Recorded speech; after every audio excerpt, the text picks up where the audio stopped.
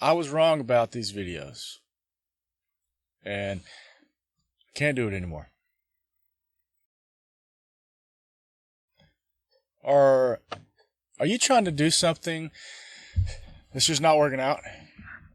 This is not working out no matter how much of yourself you put into it. No matter what you do. You try it. It's just it ain't happening. It ain't happening. That's where I was a few days ago. See, I had a few different reasons for starting this channel, and I really had to talk myself into it. It took a while, and a lot of push from my wife before I actually made an effort to do anything towards creating this channel.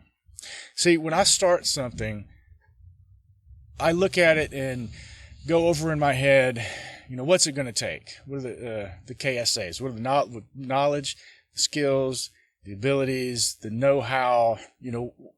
From my understanding of what that project needs, what do I think somebody or something needs going into it? And then I'll judge my own confidence against that criteria. If I got it, I'll go with it.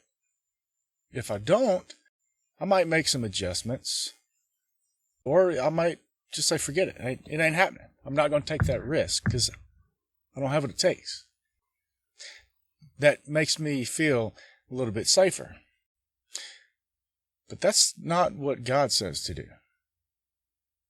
See, I was going at it from the wrong angle. And that might be your problem too. See, I'm only 2-3 videos deep into this channel, but don't get me wrong, there's been several attempts at creating other videos, not writing content. I mean, a lot of this is based off the Bible principles and things like that, but writing, putting it into context, getting content, writing bullet points, making it fit. There's been a lot of times I've tried and just completely failed, at least from my eyes. I would look at it and I'd be like, no, it's not going to work. Not happening. And there's been a lot of headache. And I couldn't get past that. And it's very frustrating, and it lowers your self-confidence. It's not healthy. It's not good, especially when you have something pulling on you or pushing whatever direction you want to go with it to do it. You feel this urge, this need to do it. And no matter how hard you try, it's just, like I said before, it's not happening. See, what happens to me a lot is I end up overthinking something. I end up talking myself out of it. I don't feel comfortable with it. I do my best to try to understand it. I try to add some symbolism. I try to make it fit how I think it should fit. I try to make it sound good. I try this. I try that. I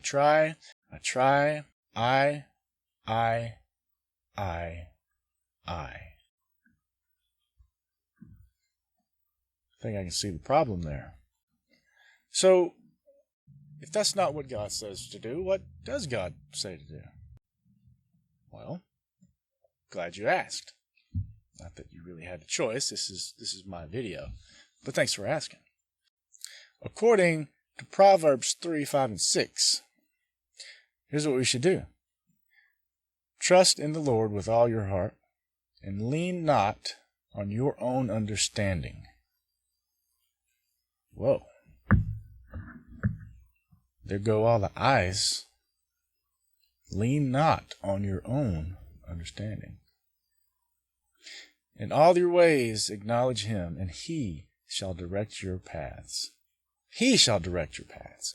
This path that I'm trying to walk down and direct my way to where I think it needs to go, how I think it needs to get there, that path that the Bible just said he'll do it?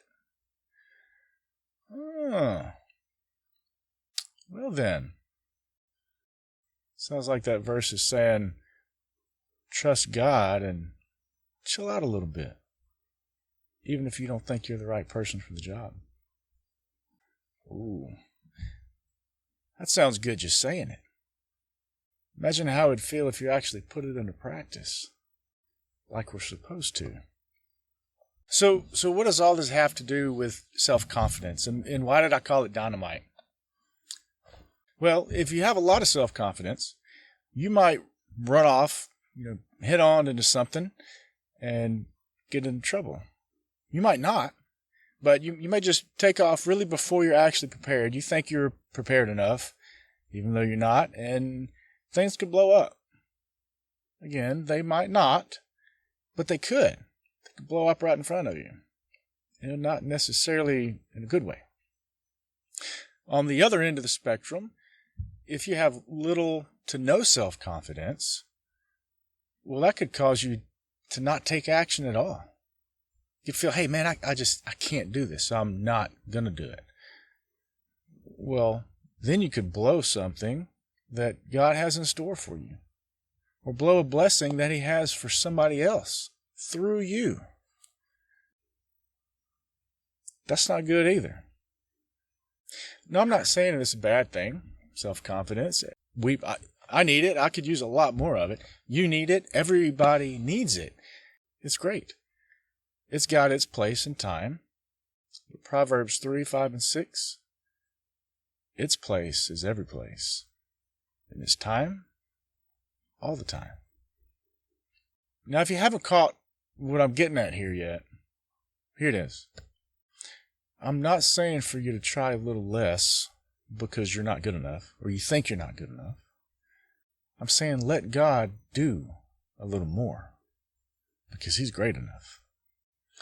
And if you're worried that His direction might not be exactly where you planned on going, maybe you need to double think where it was you planned on going in the first place.